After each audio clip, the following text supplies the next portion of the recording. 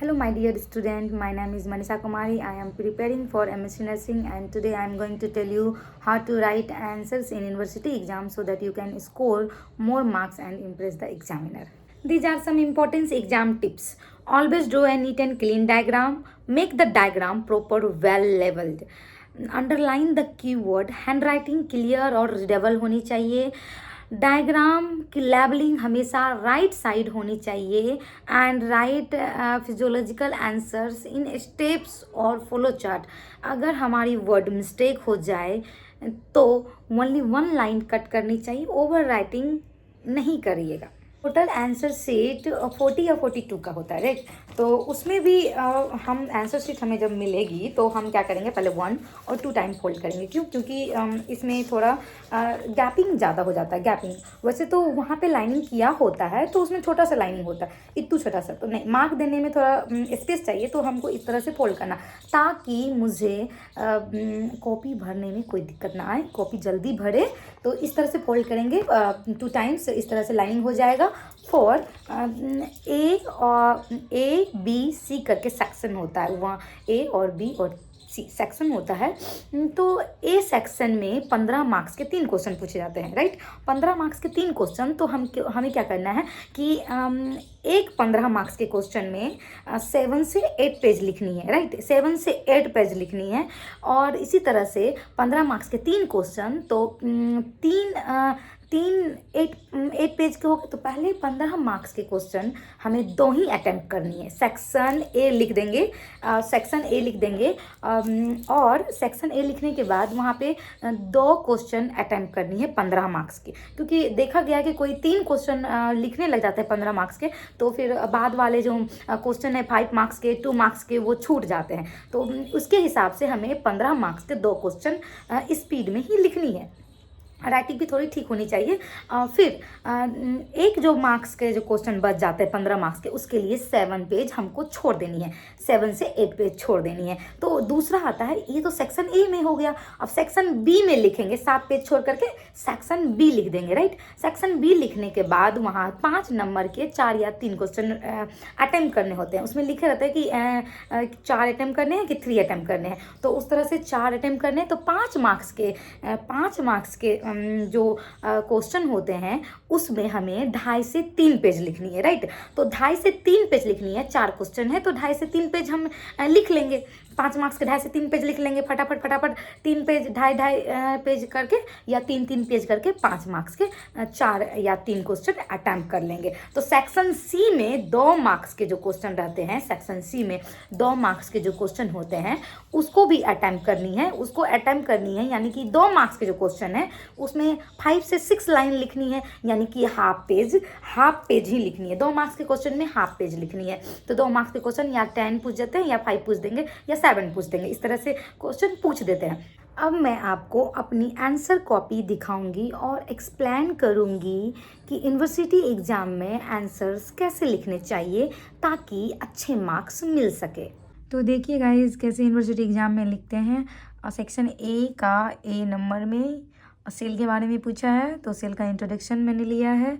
फिर डिफिनेशन लिखा है. फिर स्ट्रक्चर पूछा है, तो फिर मैंने इधर स्ट्रक्चर बनाया है. स्ट्रक्चर में हमेशा हम क्या बताए थे, राइट साइड लैबलिंग करना है. इस तरह से लाइनिंग खींच के लैबलिंग करना है. बाय द वे किसी रीजन बस इस तरह से लिखा चला जाए और बीच में पेज इस तरह छूट जाए तो हम इस पेज में PTO लिखते हैं, क्योंकि इसका मतलब है कि प्लीज़ टर्न ओवर. पर इसको उल्टा के यदि नहीं भी लिखेंगे तो ठीक है, लेकिन पेज छूट जाती है तो PTO लिख देते हैं, प्लीज़ टर्न ओवर. तो दूसरा है सेल मेम्ब्रेन के बारे में पूछा था. मतलब जैसे स्ट्रक्चर मैंने बनाया तो स्ट्रक्चर में मैंने जो लैबलिंग किया है उस लैबलिंग के हिसाब से मुझे हर चीज़ को उसके फंक्शंस को लिखने हैं. स्ट्रक्चर मैंने जो बनाया है, स्ट्रक्चर मैंने जो दिखाया है उसके लैबलिंग को भी थोड़ा थोड़ा लिखना पड़ेगा. लेवल में जो था सेल मेम्ब्रेन, साइटोप्लाज्म और भी चीज़ें होती है. तो मैंने बस एक एग्जाम्पल के थ्रू मैंने ये वीडियो बनाया, नॉट फॉर ये नोट्स के लिए. तो साइटोप्लाज्म जैसे कि for example of endoplasmic reticulum के बारे में मैंने लिखा है, तो ये जनरली ये ऐसे होते हैं, तो फिर इस तरह से दिखता है, इसके ऊपर राइबोसोम प्रेजेंट होता है। जो जो था इसके बारे में लिखना है, तो फिर थोड़ा नहीं बचा लाइनिंग, तो फिर मैं यहाँ लिखूँगी फंक्शन। तो फंक्शन इस तरह से लिखते हैं। फंक्शन लिखने के बाद अब मेरा यहाँ पे फॉर एग्जाम्पल मेरा क्वेश्चन खत्म हो गया, तो 1 2 3 करके जो है ना ये 3 लाइन छोड़नी है, बट मेरे यहाँ पे एक लाइनिंग और छोड़नी थी, तो यहाँ पे क्वेश्चन 2 का ए लिखना है। तो फिर ये कंटिन्यू इधर कर देना, मतलब हमेशा जहाँ क्वेश्चन इंड हो जाती है, यहाँ इंड हो गई, तो यहाँ पे 1 2 3 लाइनें छोड़ना पड़ते हैं दूसरे क्वेश्चन के लिए। फॉर एग्जाम्पल आगे फिर देखते हैं, तो इसी तरह से यहाँ तक ये दूसरा क्वेश्चन यहाँ तक में ख़त्म हो गया, तो 1 2 3 छोड़ के फिर सेक्शन यहाँ ए का 2 का ए लिखे थे, तो यहाँ बी लिखेंगे, फिर इधर सी लिखेंगे। यहाँ 2 का ए इधर ख़त्म हो रहा है, तो 1 2 3 लाइन छोड़ेंगे गया। फॉर एग्जाम्पल ये सी का आंसर इधर खत्म हो गया, तो ये 3 लाइन जो बचा, इस 3 लाइन में दूसरा आंसर नहीं लिखेंगे, दूसरे आंसर को नहीं लिखेंगे। उसके बाद इधर उल्टाने के लिए मतलब पीटीओ लिख देंगे, उल्टाने के लिए। फिर इधर से सेक्शन बी स्टार्ट करेंगे। इसमें सेक्शन बी स्टार्ट नहीं कर सकते थे, ये हाफ पेज भी बचा, तो मेरे सेक्शन बी नहीं स्टार्ट, मैं फॉर एग्जाम्पल यहाँ खत्म हुआ तो सेक्शन बी इधर लिख देंगे, तो नहीं, इधर नहीं लिखेंगे, ये पेज छोड़ देंगे। फिर सेक्शन बी, क्योंकि वो बड़ा चीज़ जो लिखते हैं सेक्शन बी बोल्ड में लिखना पड़ता है। सेक्शन बी लिखे, ए का ए, तो इस तरह से आंसर लिखे। अब फॉर एग्जांपल ये इस तरह से लिखते जाएंगे। सेक्शन सी में फॉर एग्जांपल सेक्शन सी में तो 2 मार्क्स के क्वेश्चन होते हैं, बट सेक्शन सी में यदि फॉर एग्जांपल कि दिया हो ऑब्जेक्टिव, तो ऑब्जेक्टिव में हम ऐसे लिखेंगे ए बी सी करके इस तरह से, ताकि मेरे एक एक लाइनिंग और कवर हो जाए, एक एक और लाइन कवर हो जाए, इस तरह से पूरा भर जाएंगे। जब हम डायग्राम कोई चीज़ का बनाते हैं, जब हम कोई चीज़ का डायग्राम बनाते हैं कॉपी में, तो कॉपी में पूरा आई थिंक मेरा यही पर्पस होता है कि कॉपी का ऐसा डायग्राम बनाऊँ, मतलब कोई भी छोटा या बड़ा डायग्राम बनाओ, आप कॉपी को इस तरह से कॉपी पे बनाओ कि कॉपी का एक पेज फुलफिल हो जाए। जैसे मैंने बनाया एक डायग्राम और उसको मैंने क्या किया, पूरे कॉपी में फुलफिल किया, चाहे वो कॉपी कितनी भी बड़ी क्यों ना हो। और आप लोग देख ही रहे हैं कि इधर जो है थोड़ा सा ही लाइनिंग छूटा हुआ है, इसीलिए मैं हमेशा बताती हूँ कि कॉपी को 2 टाइम्स फोल्ड करते हैं। फॉर एग्जांपल इसको 2 टाइम्स फोल्ड करते हैं, जैसे कि देखिए मेरा लाइनिंग यहाँ तक से नहीं, यहाँ तक से है, क्योंकि मुझे क्या करना है ना, कॉपी भरना है, क्योंकि मेरे पास बहुत सारे पेज होते हैं और क्वेश्चंस भी बहुत होते हैं, टाइमिंग भी बहुत कम होती है, सो दैट कि हम ये सोचते हैं कि मेरे कॉपी कैसे फुलफिल हो और मैं सारे क्वेश्चंस को कैसे अटेम्प्ट कर लूँ। तो हमने देखे कि सेक्शन ए में 15 मार्क्स के 3 क्वेश्चन थे, जिसमें कि मैंने 2 अटैम्प्ट किए हैं, और 7 पेज छोड़ने के बाद सेक्शन ए से सेक्शन बी पे चले गए 7 पेज छोड़ के, मतलब एक क्वेश्चन के लिए पेज छोड़ करके। दूसरे वाले सेक्शन बी में मैंने 3 क्वेश्चन अटैम्प्ट लिया है 5 मार्क्स के, कितने पेज करके, 2.5 पेज या 3 पेज करके, राइट, 2.5 पेज या 3 पेज करके लिया है मैंने। और तीनों क्वेश्चन अटैम्प्ट, या 4 क्वेश्चन हो या 3 क्वेश्चन हो या 5 क्वेश्चन हो, उसमें मैंने अटैम्प्ट कर लिया 5 मार्क्स के फटाफट। और 2 मार्क्स के क्वेश्चन में सेक्शन सी में आधे पेज लिखना है। कभी 1 लाइनर क्वेश्चन आ जाते हैं, तो 1 लाइनर क्वेश्चन के लिए मुझे क्या करनी होगी कि सेक्शन डी या सेक्शन सी में जो भी आएंगे वो ऊपर लिख देंगे, नंबरिंग लिख देंगे जितने भी नंबर होंगे, और उसके ए करके इस तरह से ए करेंगे, बी करेंगे, इस तरह से 1 लाइन छोड़ करके ए बी करके A B C D E F G करके इस तरह से लिख लेंगे 1 लाइन छोड़ के, ताकि पेपर हमारे भर सके।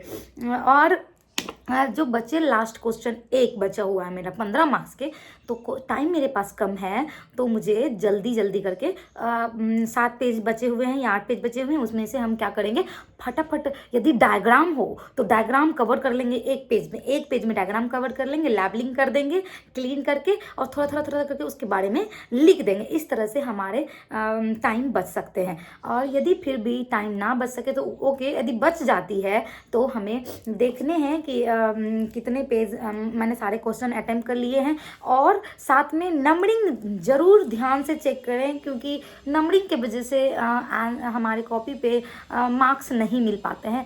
बच्चों लिखने के चक्कर में नंबरिंग करना भूल जाते हैं, इसलिए आपको ध्यान से नंबरिंग देखना है, और ये भी देखना है कि मैंने सारे क्वेश्चन अटेम्प्ट किए हैं। और कोई ऐसा करते हैं कि उसमें लिखा रहता है एनी 5 क्वेश्चन अटेम्प्ट करने हैं, तो एनी 4 क्वेश्चन अटेम्प्ट करने हैं, उसमें क्वेश्चन 7 दिया हो तो 7 क्वेश्चन लिख देते हैं। नहीं, नहीं, ऐसा नहीं करना है कि सातों क्वेश्चन लिख देना है। इसमें 7 क्वेश्चन दिया हुआ, उसमें से हमको 4 ही पूछा है, 5 ही पूछा है, तो मैं 5 ही क्वेश्चन अटेम्प्ट करूँगी।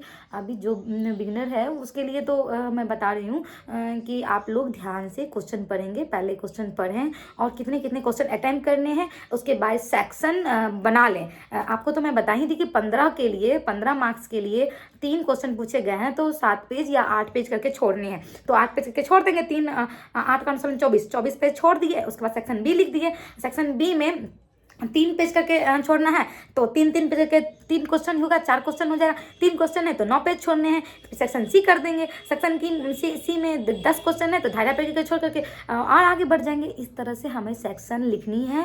सेक्शन में जो नंबर है वो और कॉपी सीक्वेंस वाइज में ही लिखनी है। ऐसे नहीं कि क्वेश्चन 15 मार्क्स के इधर लिख दिए, 2 क्वेश्चन अटेम्प्ट कर लिए 15 मार्क्स के, फिर सेक्शन बी घुसा दिए, फिर सेक्शन ए करके 15 मार्क्स के क्वेश्चन लास्ट में लिख रहे हैं। नहीं, आपको सेक्शन कॉपी में पहले ही बना लेनी है। कॉपी का जैसे पेज है, पेज काउंट कर लेने हैं, सेक्शन मार देने। सेक्शन ए में 3 क्वेश्चन अटेम्प्ट करना है, सेक्शन बी में 5 क्वेश्चन अटेम्प्ट करना है, या 3 क्वेश्चन या 4 क्वेश्चन अटेम्प्ट करने हैं, सेक्शन सी में 10 क्वेश्चन अटेम्प्ट करने हैं। इस तरह से करनी है। आपको पहले ही सेक्शन बांट देनी है, उसी सेक्शन के अंदर हमें नंबरिंग करके 2, 3 करके लिखनी है। ऐसे नहीं कि एक का सेक्शन ए सेक्शन इधर लिखा 2 क्वेश्चन और फिर बी सेक्शन लिख दिया, फिर आगे जाके ए सेक्शन लिख दिया। नहीं, ऐसे नहीं करनी है। इसमें मार्क्स कटने के बहुत चांस होते हैं। और आप थोड़ा राइटिंग पे भी कवर करेंगे। बाय द वे, यदि नर्सिंग एनसीपी बना, यदि आप नर्सिंग फाउंडेशन का एग्जाम दे रहे हैं तो उसमें एनसीपी एकदम ध्यान से 2 एनसीपी बनानी ही बनानी है। 2 एनसीपी, वैसे तो 5 एनसीपी बना सकते हैं, लेकिन 5 में ज़्यादा मार्क्स उठेंगे। लेकिन आपके पास टाइम नहीं है तो आप 2 एनसीपी जरूर कवर करें। और डायग्राम है तो डायग्राम कवर करें, ताकि हमारे पेज हमारे भर सके। साथ में थोड़ा बोल्ड लिखें। जो भी पॉइंट होगा, ऊपर का पॉइंट सेक्शन ए में लिख रहे हैं तो उसको बोल्ड करके लिखें और अंडरलाइन भी करें। साथ में थोड़ा बड़ा वर्ड में लिखें कि मक्खी के मुड़ जैसा नहीं लिखना है आंसर, राइट। और घिचपिच नहीं लिखना है। एक कट में गलत हो गया तो मिस्टेक हुआ तो एक कट लगाएंगे। ओवर राइटिंग नहीं करनी, मैंने आपको पहले ही बता चुकी हूँ। सो अभी आप इस तरह से फॉलो करेंगे। मैं आपको एक बार, I hope you understood this video. Radhe Radhe.